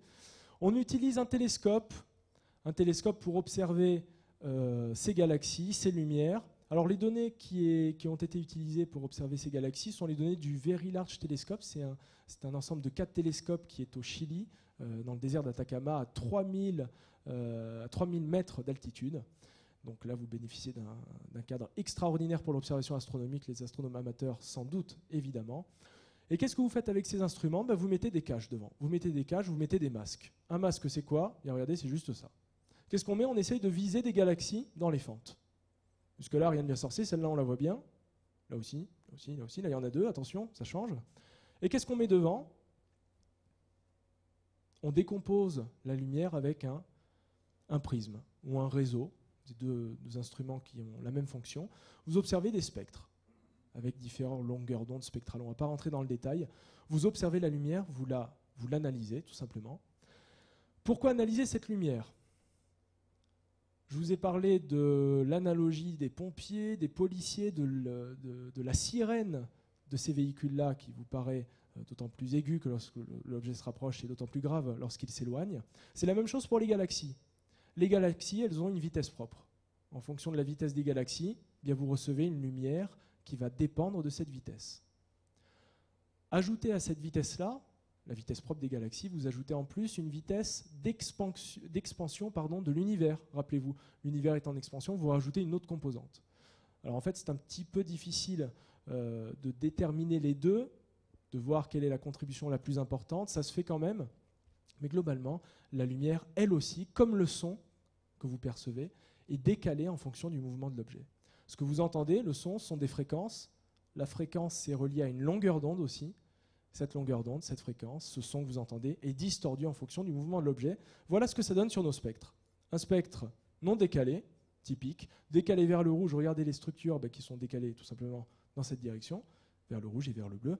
Dans l'autre sens, c'est pas plus compliqué que ça. Vous avez un spectre typique qui est décalé à droite ou à gauche. Ça vous permet de savoir si l'objet s'éloigne ou se rapproche de vous. S'il s'éloigne, vous êtes dans le cas d'un redshift. Ça sera décalé vers le rouge lorsque vous observerez les lumières dominantes de cet objet et décalé vers le bleu dans le cas contraire. Voilà, quand on fait les calculs à quoi ça ressemble, c'est tout de suite un tout petit peu moins sexy. Alors on a des spectres de référence qui nous permettent de comparer au spectre observé. En gros, ça c'est un spectre observé d'une galaxie, on a un spectre de référence qu'on va comparer, on va comparer ces deux images. Pour les comparer, on essaye de retrouver des structures qu'on retrouve à peu près à chaque fois. Par exemple, celle-ci, vous voyez qu'ici, hop, on augmente la luminosité. Ici, vous avez une espèce de bump, on va dire, pour parler en termes anglais. Vous avez aussi ici une autre petite bosse. Bon, on essaye de retrouver des formes communes à ces spectres. Il se trouve qu'on reconnaît surtout ce petit, j'ai toujours les termes en anglais en tête, mais jamais les termes français, ce petit décalage vers le haut d'intensité, cette petite augmentation qu'on retrouve à chaque fois sur les spectres. On note où elle est. Alors on note où elle est, ça demande, on va dire, 2-3 semaines de travail, et vous obtenez une longueur d'onde, 4812 nanomètres, c'est une couleur. Cette couleur, vous la comparez par rapport au spectre de référence, vous faites une soustraction, et vous en déduisez un chiffre qu'on appelle le redshift, noté Z. Le redshift, c'est une valeur, donc Z, on ne peut pas parler de distance pour l'instant, c'est une grandeur qu'on utilise en astronomie. Qu'est-ce qu'on fait avec ce redshift ? On utilise votre savoir-faire en relativité générale, on injecte la constante Z, plutôt cette valeur Z, dans les équations, et ça vous permet de déterminer tout simplement la distance de cette galaxie par rapport à vous. Un calcul un petit peu, alors pas très compliqué comme vous le voyez en première approximation, ça reste assez basique, c'est pas du formalisme de relativité générale encore ici, il faudrait prendre en compte d'autres paramètres, mais avec ce nombre Z, vous les mettez dans la moulinette, dans la fonction, et vous obtenez la distance de cette galaxie. Vous pouvez donc mesurer les distances dans l'univers aussi grâce à la relativité générale. Donc ça, c'était pour vous montrer, évidemment, que vous pouvez tout faire avec cette relativité, comme vous le voyez. Donc vous prenez une expérience, un prisme, traitement d'image, et avec le redshift, vous arrivez à calculer les distances. Un petit coup d'œil sur le temps. On va essayer d'accélérer un petit peu parce que vous êtes très attentifs déjà. Je vous en remercie, je vous félicite parce que ce n'est pas évident. Deuxième application, l'anomalie Pioneer. Alors, l'anomalie Pioneer, vous en avez peut-être entendu parler. Si vous n'en avez pas entendu parler, je ne vous en veux pas. C'est une anomalie industrielle, on va dire. En fait, ce sont des sondes qu'on a envoyées dans les années 70, deux sondes qui ont voyagé dans le système solaire, proche de Jupiter et de Saturne. Deux sondes Pioneer 10 et Pioneer 11 qui se baladent, qui observent ces planètes-là. Elles se baladent depuis 1970. Souvenez-vous, rien ne freine ces objets dans l'espace, elles continuent. Elles ont dépassé le système solaire depuis un petit bout de temps. Mais Ces sondes ont une vitesse, elles continuent à suivre leur trajectoire à moins qu'un astéroïde les percute d'ici là. Et après avoir rempli leur mission, la NASA continue à recevoir les données. Vous les recevez, ça n'a plus grand intérêt. Vous recevez ces données et vous arrivez à voir que ces sondes accélèrent au fur et à mesure du temps. Alors elles accélèrent, vous vous dites, peut-être qu'elle est passée à proximité d'un astre massif, un astéroïde, elle a accéléré d'un coup. Ils l'ont évoqué, il n'y a rien qui explique ça. Est-ce que ça viendrait des moteurs de propulsion ? Des erreurs de mesure, tout simplement, ça ne vient pas de ça. Des erreurs de mesure sur Terre et de modélisation de ces sondes, ça ne vient pas de ça.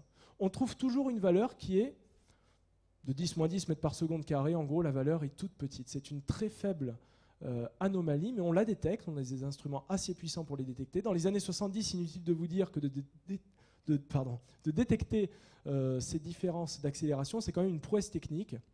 Ils sont quand même arrivés à le voir. Et on se pose des questions. D'où ça vient ? Et si Einstein avait tort ? Il y a un paramètre dans la relativité générale dont vous avez peut-être entendu parler qui s'appelle la constante cosmologique.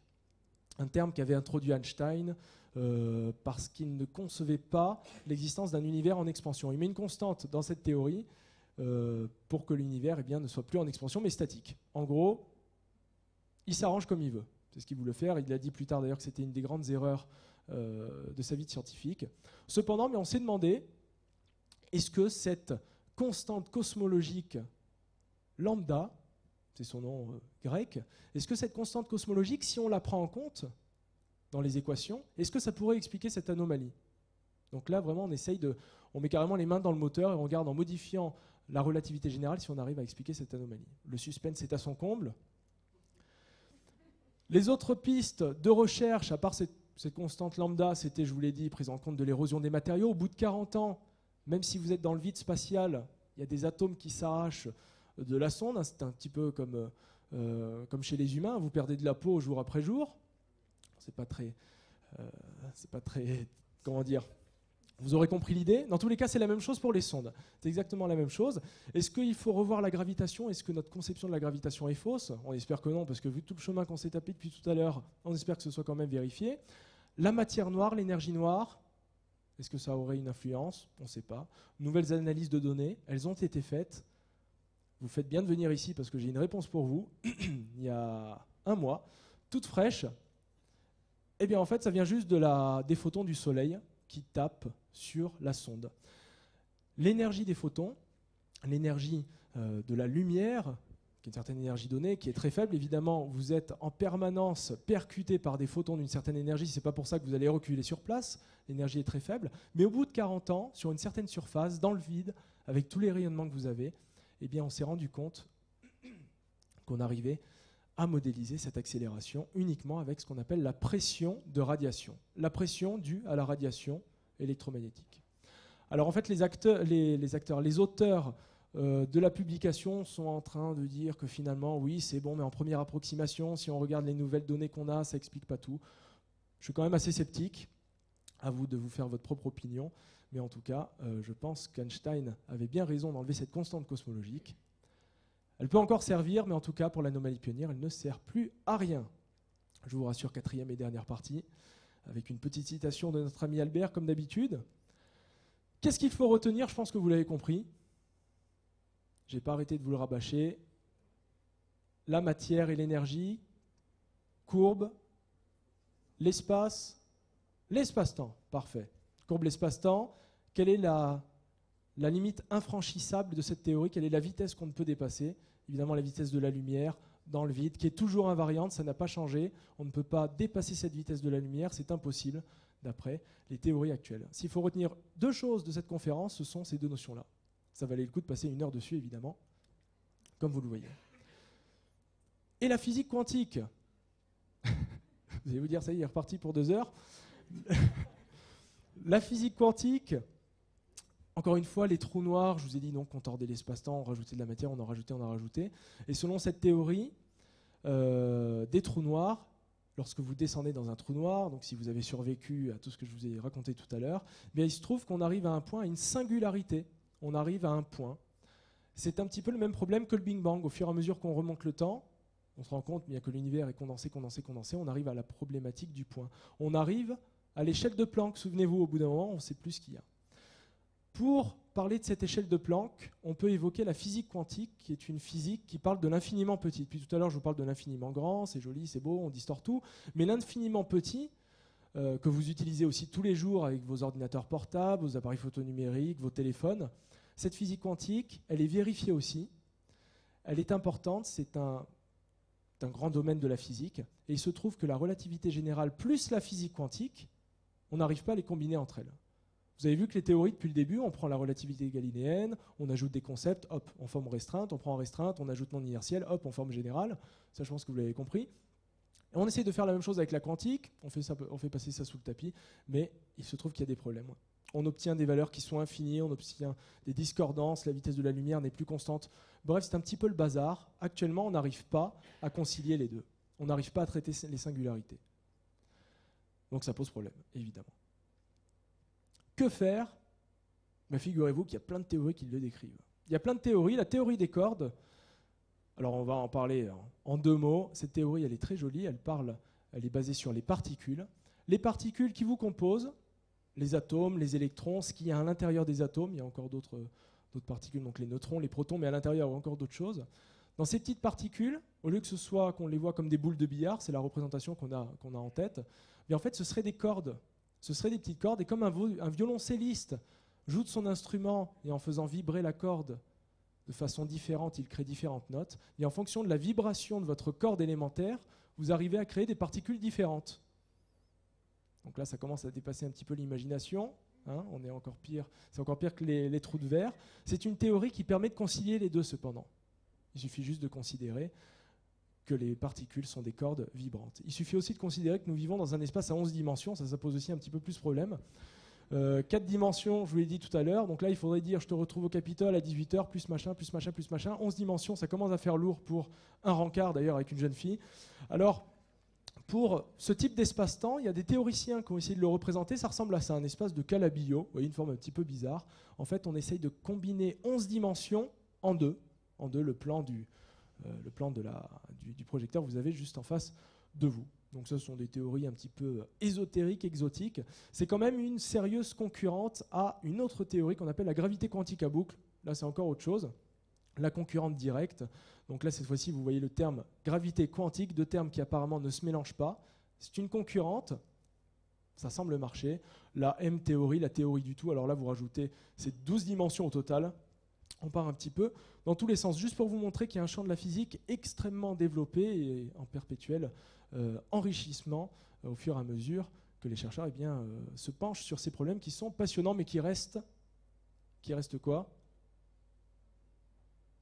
Théoriques pour l'instant. Qui restent théoriques, on n'a aucune preuve, rien ne nous permet de trancher sur ces théories-là. Qu'est-ce qu'on peut faire pour savoir si elles existent ou non ? Je vous rassure, il reste 2 diapositives. Allez-y, encore un petit peu de punch. Qu'est-ce qu'on pourrait faire pour observer ces théories-là ? Je vous donne un indice, c'est un rapport avec la température la plus froide dans l'univers, qui est au LHC, on a dit tout à l'heure, les accélérateurs de particules. Je parle enfin de mon domaine, c'est pas trop tôt. Les accélérateurs de particules, si ça veut bien marcher. Les accélérateurs de particules, comme le LHC que vous avez à droite à Genève, donc vous savez un anneau accélérateur de 27 km situé sous la frontière franco-suisse. Alors c'était, si vous vous en souvenez, ça a débuté en 2007, lorsque la crise financière avait débuté. On a parlé du LHC en disant la machine est en route. Quelques jours après, on a dit manque de peau, il y a une fuite d'hélium, il faut attendre 1 an. Donc ça s'est mis en route en 2008. On envoie les particules dont je vous ai parlé tout à l'heure, pas les atomes, c'est trop gros. On prend plutôt des protons qu'on va envoyer les uns contre les autres à des vitesses supraluminiques. Donc si vous voulez, on a un dispositif à plusieurs milliards de dollars dans lequel on met des particules que l'on ne voit pas directement et que l'on fait collisionner, entre guillemets, entre elles à 27 km de circonférence dans des gros tubes, et des particules qu'on ne voit pas. On arrive à les voir indirectement par les dépôts d'énergie. Souvenez-vous, E égale mc carré, si on augmente l'énergie, qu'est-ce qu'on augmente par conséquent ? Un coefficient de proportionnalité près qui est c carré, vous augmentez la masse. Donc en augmentant l'énergie, plus l'énergie de ces collisions est importante, plus vous pouvez créer de la masse, vous créez de la masse littéralement, et donc vous créez de nouvelles particules. Ces nouvelles particules, elles ont été créées aussi lors du Big Bang.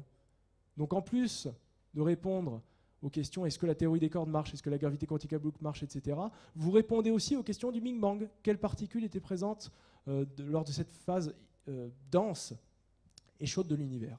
Donc tout ça pour vous montrer que c'est un domaine de la physique qui est d'ailleurs le plus étudié à l'heure actuelle.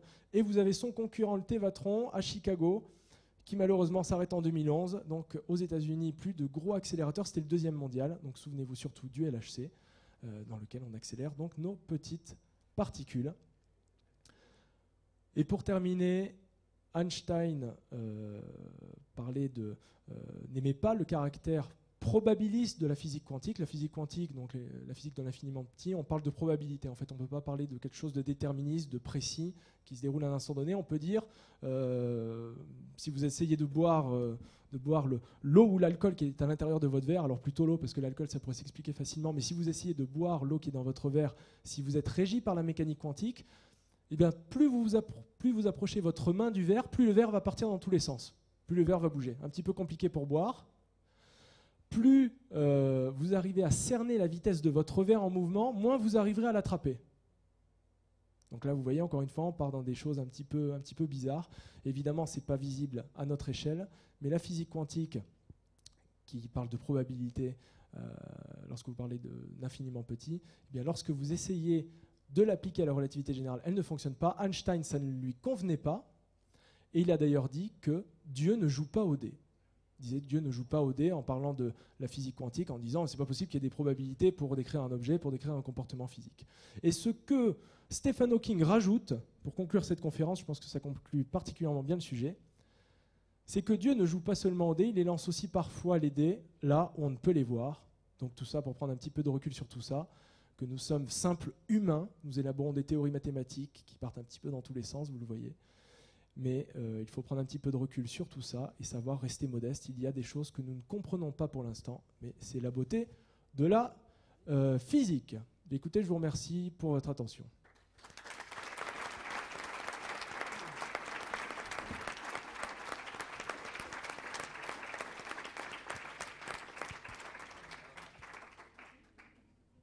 Je vous remercie. Si vous avez des questions, si vous voulez qu'on parle un petit peu ensemble de tout ça, si vous avez des questions sur les trous noirs, les décapitations dans le micro.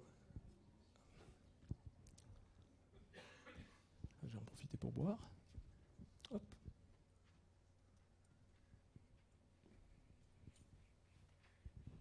Oui, c'était très brillant.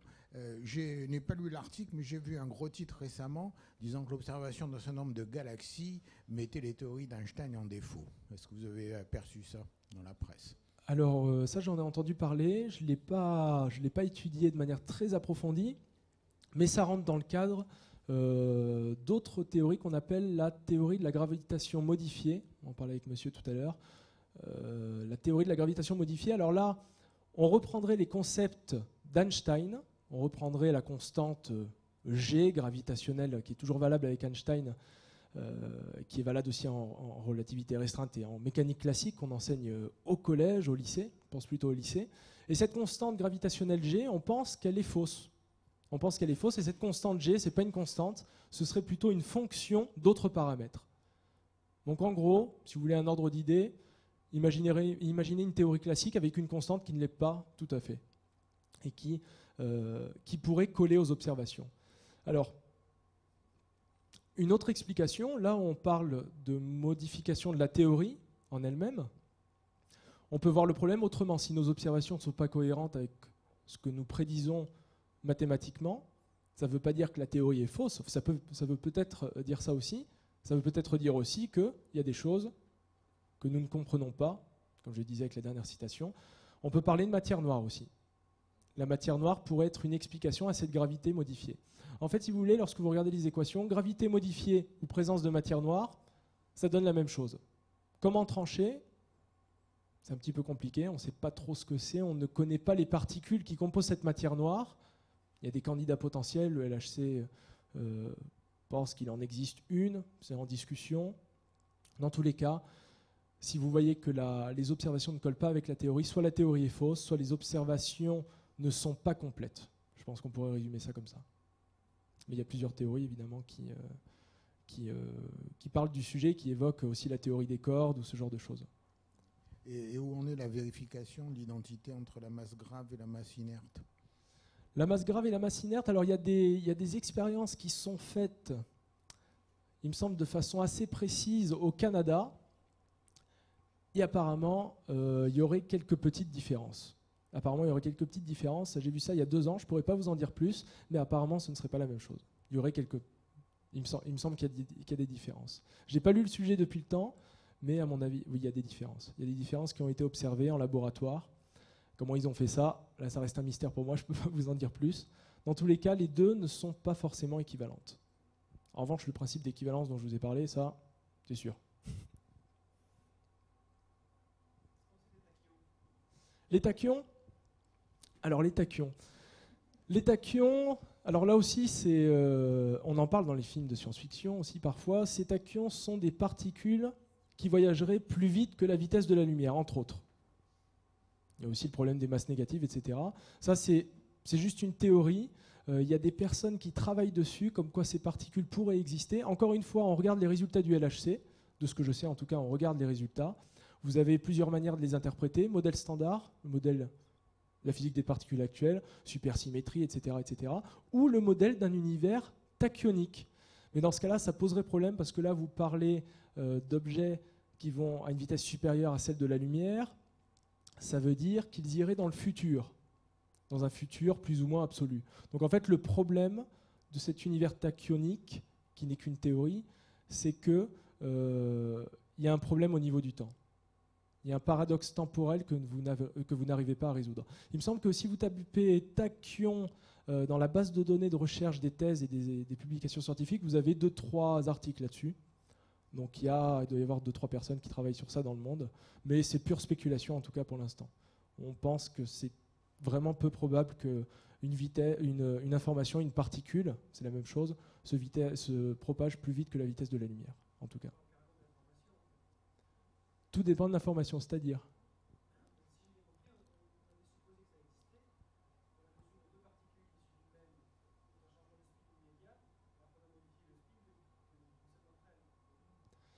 Là, vous évoquez le problème de corrélation de spin. Et là, je ne pourrais pas vous répondre.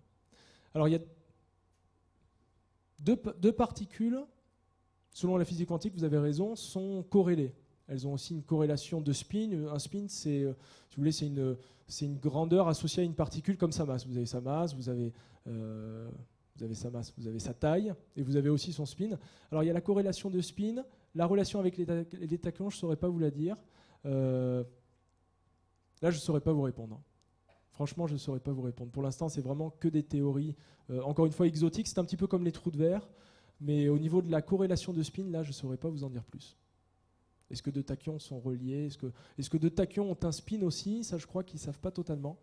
D'après la théorie, c'est plus ou moins sûr. Bon, il y a des divergences là-dessus.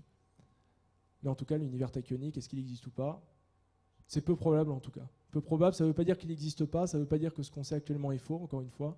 Il faut avoir un peu d'humilité, mais je pense que d'ici 5 ans ou 10 ans, je pense que l'univers tachyonique, ça va être abandonné assez rapidement.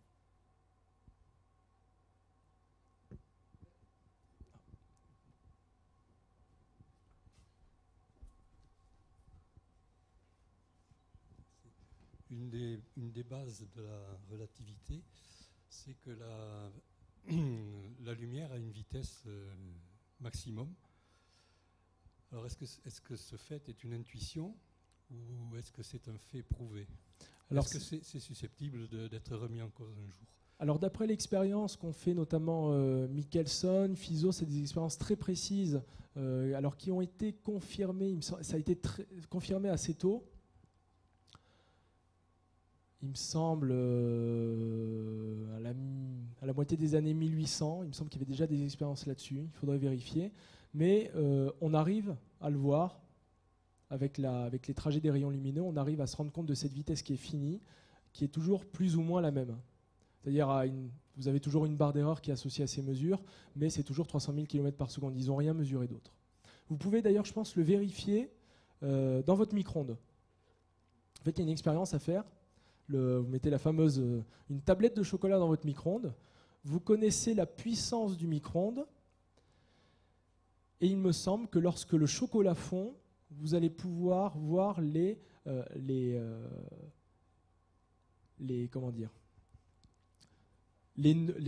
cette longueur d'onde, elle a une forme de sinusoïde, si vous voulez, lorsqu'elle se propage, il y a des ondes stationnaires, c'est deux sinusoïdes entrecoupés, donc ça fait des nœuds, il y a des ventres et des nœuds, je ne sais pas si vous voyez de quoi je veux parler, ça vous voyez.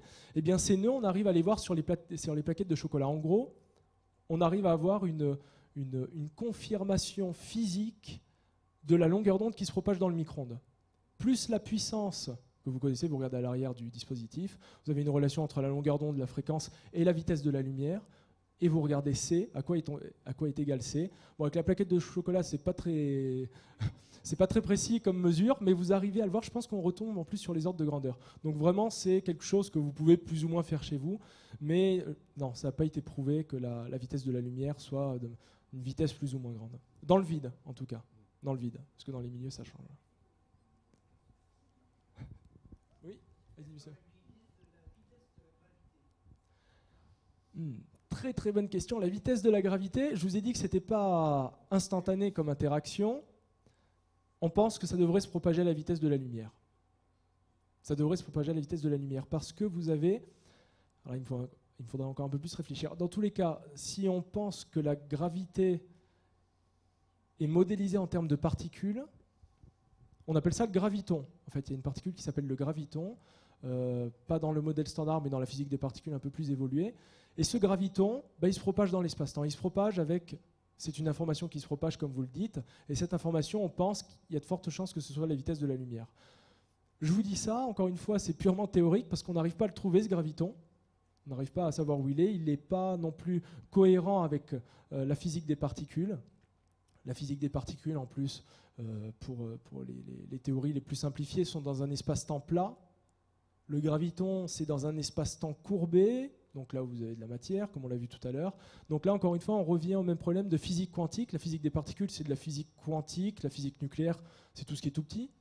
Et le graviton, une particule petite, mais qui agit sur des objets plus ou moins grands, à grande distance. Donc là encore, on revient sur ces deux théories qu'on n'arrive pas à concilier. Mais si le graviton devait voyager à une vitesse donnée, ce serait probablement la vitesse de la lumière.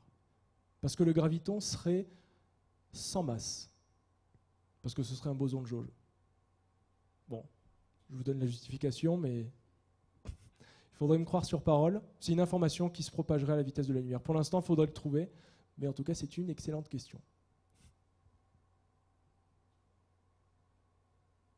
Allez-y, monsieur.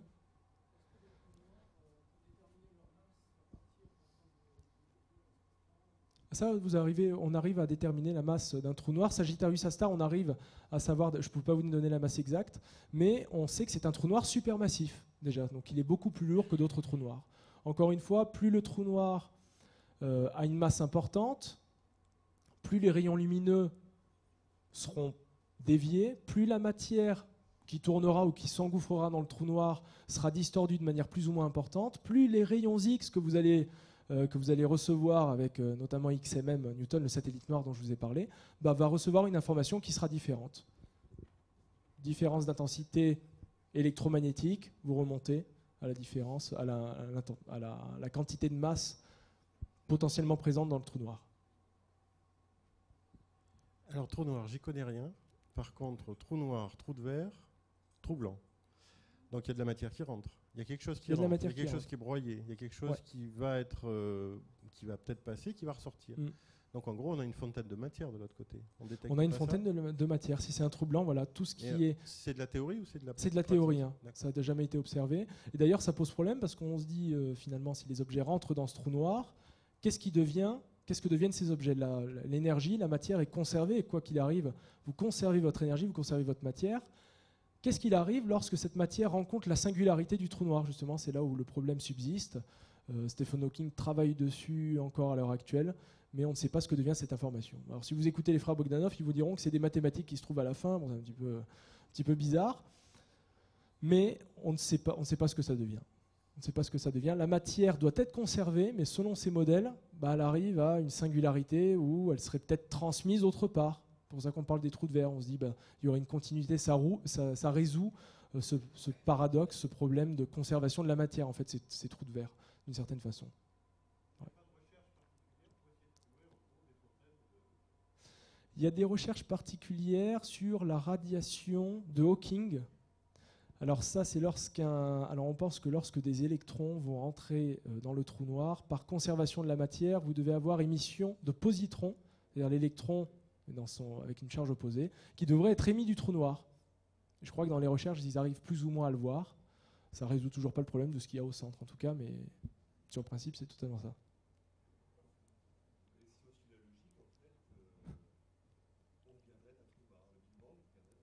C'est exactement d'une singularité. La singularité initiale, comme l'appelle.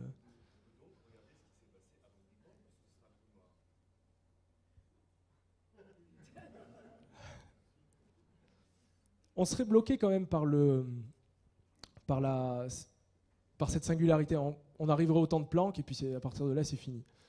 Pourquoi pas faire des mesures, mais comme je t'ai dit tout à l'heure, il se trouve que tu as le fond diffus cosmologique, donc les photons qui t'arrivent. Le seul moyen dont je vous ai parlé d'ailleurs durant toute cette conférence pour faire des mesures, pour voir quelle est la vitesse, l'accélération, qu'est-ce qu'il y a là-bas, qu'est-ce qu'il y a là, c'est la lumière en fait. Le point central de toute cette conférence, c'est quand même la lumière, les rayonnements électromagnétiques. Et si la matière, lorsqu'elle est couplée au rayonnement électromagnétique et que les photons eux-mêmes sont prisonniers de la matière, juste avant le découplage, le fond diffus cosmologique, vous savez l'image que je vous ai montrée à un moment, ben juste avant, c'est tellement couplé qu'on n'a pas accès à ces photons-là. Ils sont prisonniers, ils n'ont pas été émis, donc on ne les voit pas. Donc on est bloqué par ça. Mais si on arrivait à voir ce qu'il y a de l'autre côté du mur de Planck, faire un petit coup d'œil, on peut tout imaginer. Et on peut peut-être voir, il y en a qui pensent que l'univers, il ne deviendrait pas encore plus grand qu'il ne l'est actuellement, ce ne serait pas une expansion ni une diminution, ce serait les deux. Comme beaucoup de phénomènes en physique, ce serait une oscillation, qu'on appelle le Big Bounce. C'est-à-dire il grandirait, il s'arrête, il se recroqueville. Est-ce que nous ne sommes pas à une période où l'univers grandit et qu'il y a eu en fait une autre phase avant nous, qu'il y a eu une phase d'expansion, une phase de contraction. Hop, c'est le Big Bang pour nous. On a l'impression que c'est notre Big Bang, mais en fait, ça fait depuis Mathusalem que le Big Bang, le Big Bounce est en train d'opérer. On ne sait pas. Ça peut être ça aussi, ça peut être envisagé. Et je crois que cette hypothèse est de plus en plus sérieusement considérée, il me semble. Cette hypothèse de Big Bounce, d'oscillation. Mais théoriquement, si on le pouvait, tu as raison.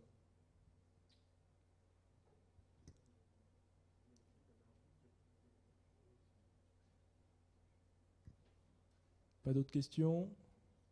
C'était assez clair. Je vous ai bien perdu dans toutes les notions. Donc retenez, courbure, énergie, matière, tout ça c'est lié. Et à partir de là, vous aurez tout compris. Merci encore à vous. Bon, moi, je voulais aussi vous remercier, mais surtout remercier notre conférencier qui a quand même rendu le sujet assez digeste pour nous permettre de passer une fin d'après-midi pas trop désagréable.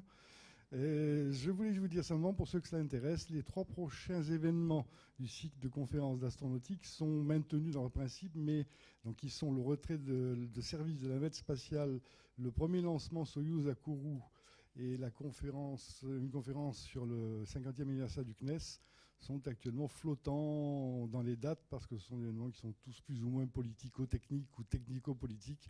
Donc dès que ça sera clair, vous serez informé des dates définitives. Voilà, je vous remercie encore.